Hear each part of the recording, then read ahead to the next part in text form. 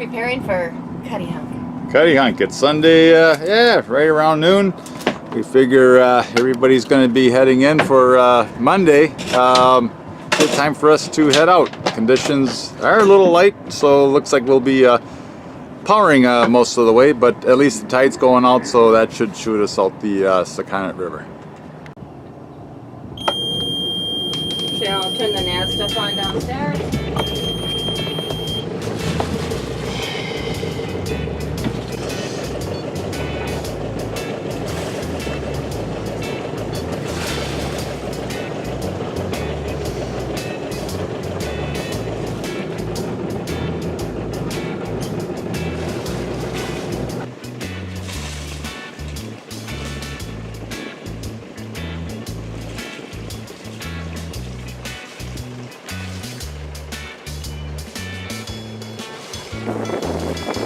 Our plan to leave on Sunday afternoon proved to be a good call as we passed a lot of boats heading in from the weekend. We were still at the height of the summer cruising season, so we felt we could get into some decent anchorages during the week. 1.5 hours later, we were at the mouth of the Sakonnet River and then headed east for the Elizabeth Islands, Cuttyhunk, our destination being one of those islands.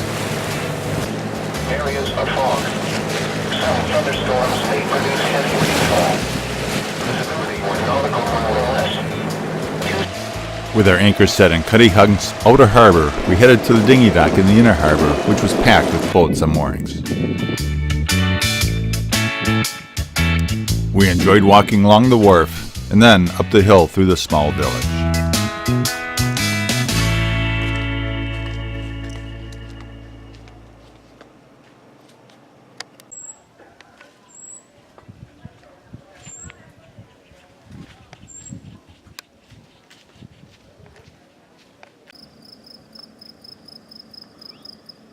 At the top of the hill, we had a great vista to enjoy with Martha's Vineyard, tomorrow's destination, on the horizon, and then Kindred Spirit in the distance, anchored in the outer harbor.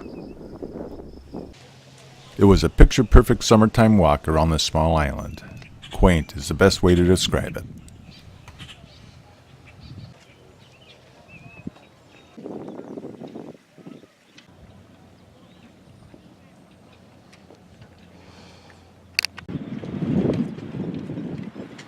It was then time to get back to the boat for dinner and enjoy the sunset, which was spectacular. It felt good to finally be away from docks and moorings and enjoying the quiet life at anchor.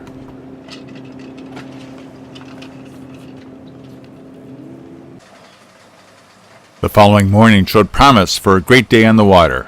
Boats were already heading out of the anchorage for the next destination as we enjoyed our coffee. There was a slight fog that looked like it would burn off, but we were wrong. Instead of the fog burning off, it actually came in. We are just absolutely socked in. So it doesn't matter. Another cup of coffee. We still have some left, and we'll wait and see what happens. We're, with the chart plotter, with radar, with AIS, we can get through this, but not prudently. So we're just going to hang tight and let the weather determine where we go and what we do today. And then like that, the fog lifted and everybody's hightailing it to the next destination. We'll be firing up our engines shortly and doing the same, heading for Edgartown, Martha's Vineyard.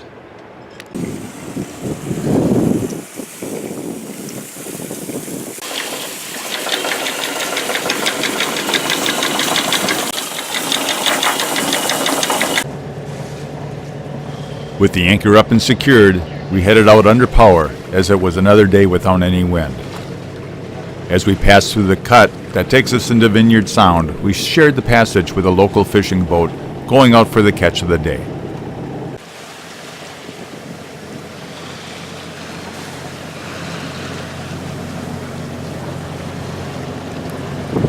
It was a flat, windless day as we powered the 25 miles to get us to Edgartown, Martha's Vineyard. But the flat seas made for an enjoyable passage as the Martha's Vineyard shoreline passed close abeam.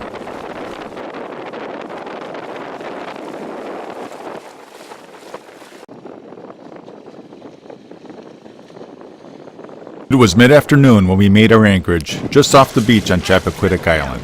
We were entertained by the local sailing school and their prams, along with local boats sailing through the anchorage.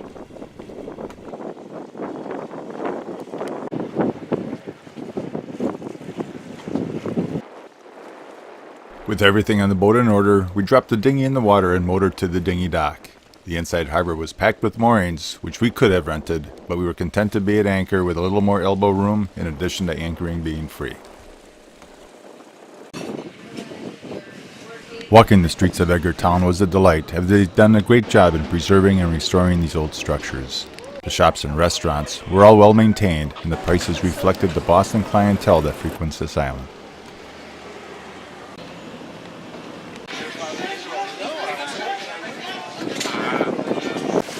It was then time to head back to the marina, as we were scheduled to finally get our solar panel installation completed.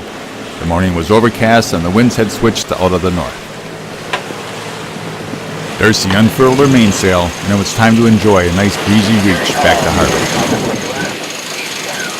Oh, I can't see. Yeah.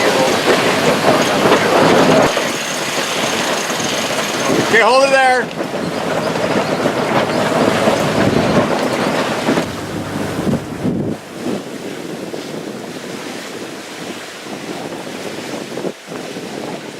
While it was cool that day, it was also great sailing weather with a perfect breeze pushing us along, and the current was also in our favor. While we were initially contemplating stopping for the evening at Cuttyhunk, we were making such good time, we decided to go all the way back to our mooring that day.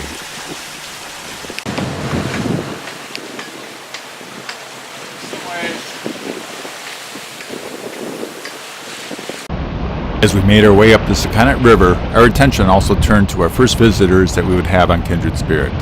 Darcy's son and family would be arriving shortly to join us for a long weekend on the boat. Say hi to Grandma. Hi, Grandma. Are we having fun? Oh yeah. Not at all, right? Not at all. We want to go home. Back to Minnesota.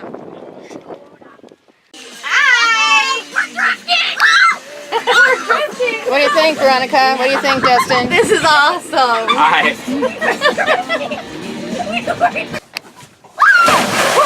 We had 4 action-packed days with lots of fun swimming and diving off the boat. We were also able to get out in the ocean for a sail. Okay, so we got Justin at the helm. With the weekend coming to a close, it was time to say our goodbyes. We will now be without a car as Darcy gave hers to Blake, her grandson. We also had a messy job to clean up, as this next segment shows. So it appears we're at it again. The issue today, John?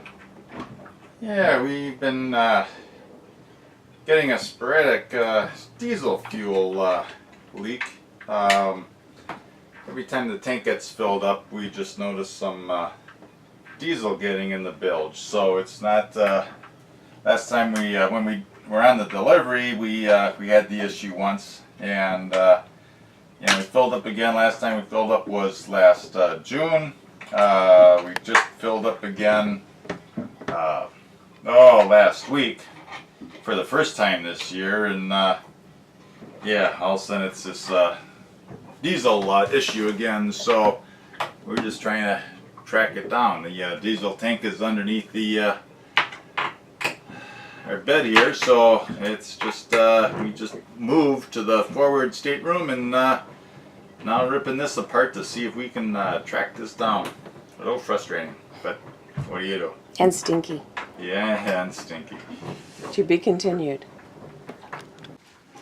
So the job is complete, other than putting everything back. What you see in the black is our fuel tank. There's about 63 gallons we can carry. Culprit was the generator was installed by the dealer back when it was new, and they just did a poor job of installing the ports for the take up and return for the diesel. So there were no gaskets in there actually. So had to borrow some gasket material from the boat next door and made our own gasket. So we should be good to go. So this is the diesel that we actually pumped out from underneath our berth. There's almost a gallon in there. So yeah, it'll be good to get that off the boat and not have to worry about sleeping above diesel fuel anymore. With our diesel fuel issue fixed, it was time to head out again and enjoy another summer cruise. This time we bypassed Cuttyhunk and anchored outside Nantucket on Martha's Vineyard's northwest coast.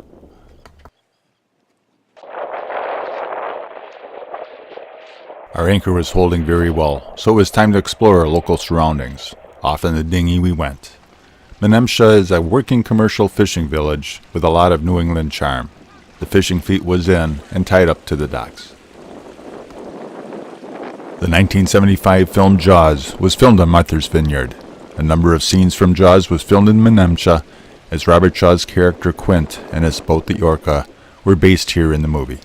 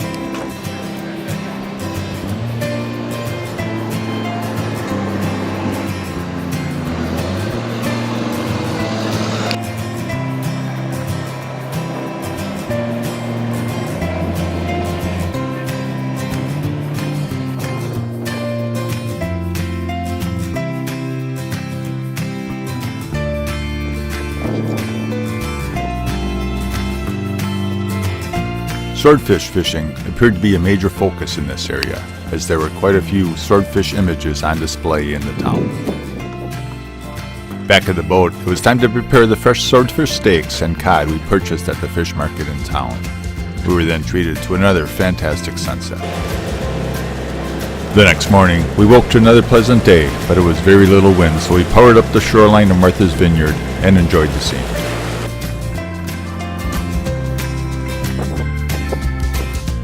Our final destination for this cruise was Nantucket, but it was too far for us to reach that day, so the plan was to overnight again off the beach on Chappaquiddick Island near Edgartown.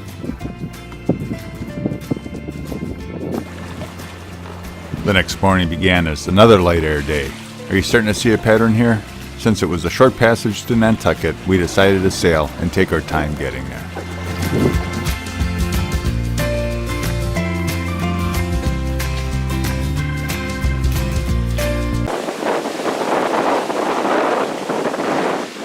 When we were on our final leg into Nantucket, the wind built to a fresh breeze. Here it is blowing 17 knots. A short time later, it increased to over 25 knots and we reduced our sails for a more comfortable ride. It took us a while to finally get a good set on our anchor, as we were in an area where the tidal flow is pretty strong. That, coupled with the stiff breeze, made it difficult to make sure our anchor was holding. We spent the rest of the day on the boat, as we had concerns we may drag our anchor. It seemed like the safe course of action. The winds finally moderated the following day, so it was time to explore Nantucket. We motored past the super yachts on our way to the dinghy dock.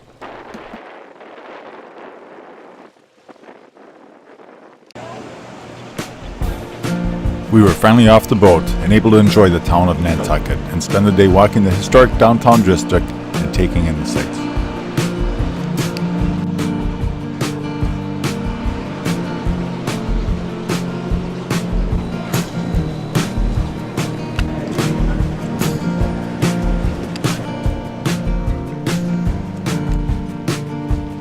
John doing what John does. Yeah, it's When the raining weather is so outside, so cooperating. yeah, it's time to work on some videos. I've been a little negligent. We've been working on the boat and doing some cruising, but yeah, again with the rain, it gave me a chance to Ketchup. Absolutely. Both Martha's Vineyard and Nantucket had wonderful bus service that we took advantage of in order to get around the islands.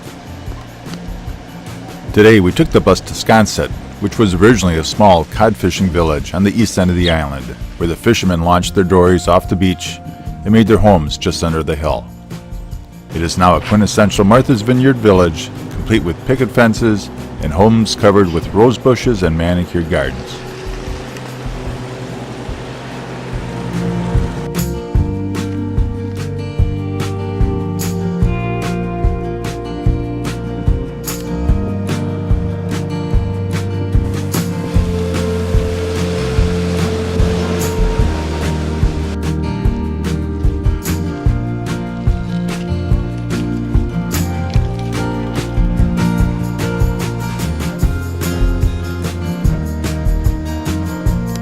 On our passage back to our mooring, we again anchored off at Menemsha Harbor and enjoyed a freshly caught lobster dinner in town, eating it outside on picnic benches, just the way it should be.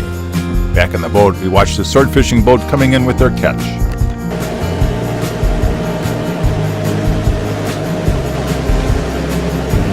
Our return trip from Nantucket to Martha's Vineyard. And it might be a wet one. Yeah, it started raining this morning. It was, Roger that, Captain Mel. we're heading back to the mooring and, last day of the trip, little drizzle. Nothing too serious, but... And just like that, our summer shakedown cruises were coming to an end. Labor Day was in sight, and our time to begin our passage south was upon us. We had a great time in New England, but we were also looking forward to the adventures we'll encounter as we head down the East Coast.